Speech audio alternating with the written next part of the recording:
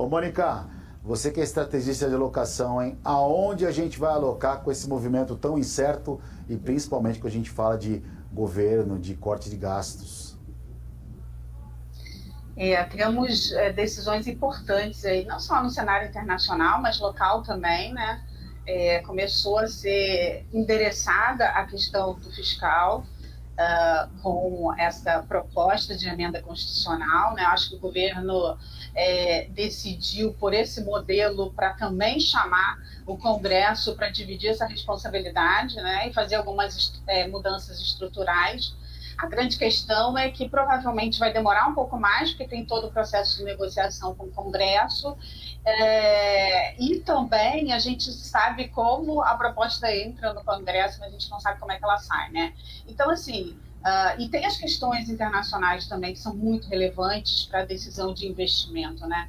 Então, eu acho que no curtíssimo prazo, se tivesse que fazer uma decisão hoje, eu acho que a gente está em taxa de juros no Brasil, a gente está com prêmio, principalmente nos ativos de risco, bem elevados, então está num processo de diversificação sempre, mas eu acho que hoje no Brasil a gente tem ativos que indicam uma remuneração bem atrativa. Então, fazer esse processo de diversificação e hoje eu acho que o investimento em pós no Brasil ele está muito atrativo em função dessas dúvidas todas que a gente tem, né? Então, no momento de incerteza, no momento exatamente de definições importantes, tanto no cenário doméstico como no cenário internacional, acho que é reduzir riscos, né, e ficar o mais próximo de uma liquidez mais significativa para depois do processo de decisão a gente tomar uma posição mais relevante em ativos que no longo prazo vão te trazer um retorno melhor. Mônica, você está acompanhando como parâmetro, é óbvio, né? Todos os indicadores são importantes, mas o mercado de trabalho americano merece destaque. Assim como o mercado de inflação, que temos hoje o PCI, que vai sair daqui a pouquinho, daqui a alguns minutos. Daqui 11 minutos teremos o PCI. Mas o mercado de trabalho especificamente, ontem nós tivemos uma ADP forte, bem acima, e o que você está esperando do payroll de amanhã e como o investidor pode também buscar bons ativos mediante ao dado que sai nos Estados Unidos? O mercado de trabalho, né, eu acho que a economia americana como um todo, e a gente falou isso aqui na semana passada, né, tem trazido surpresas muito positivas, né, com relação ao nível de atividade, né, essa resiliência toda.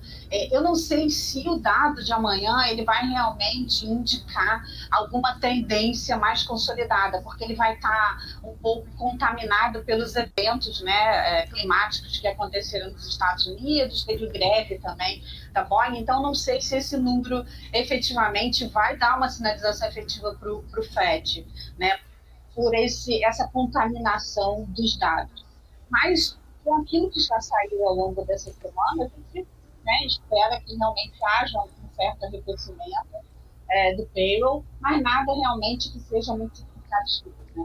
E não, particularmente, eu continuo com a mesma tese que eu defendi aqui na semana passada, que é de que assim, o Fed não vai estar fazendo nenhuma alteração de rota significativa em função dos dados recentes, né? Ele precisa realmente de uma evolução desses dados para se configurar uma mudança. Então, continuo acreditando que talvez o pace diminua, né, na próxima reunião, vá para 0,25, mas ele continua na sua trajetória de redução da taxa Selic. Então, é um dado importante amanhã, mas a gente tem que interpretar com uma certa cautela em função desses eventos de curto prazo.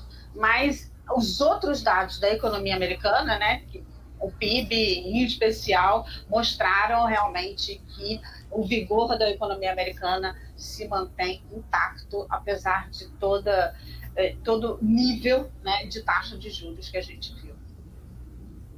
Eleições preocupa?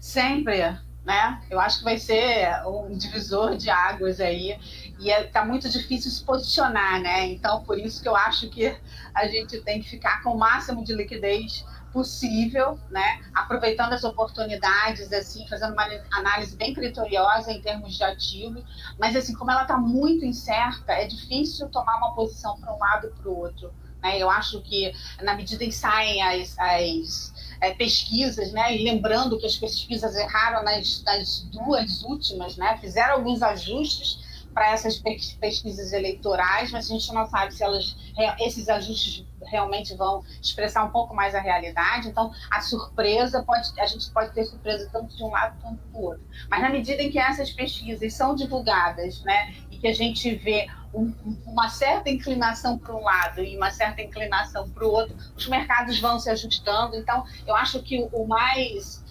transparente, né, que mostra realmente essa força toda do que pode ser essa decisão de eleição no mercado americano é o dólar, né, o fortalecimento do dólar. Então, quando a gente fala de dólar com relação ao real também, a gente tem que tomar isso como importante, né? O cenário internacional está realmente com o fortalecimento do dólar muito grande, e a gente tem também as nossas questões domésticas, né? Então, eu acho que se tem um ativo, se tem um mercado que está realmente precificando toda essa volatilidade, essa expectativa com relação à eleição americana, é o fortalecimento do dólar. Ele está realmente mostrando a sua força, né?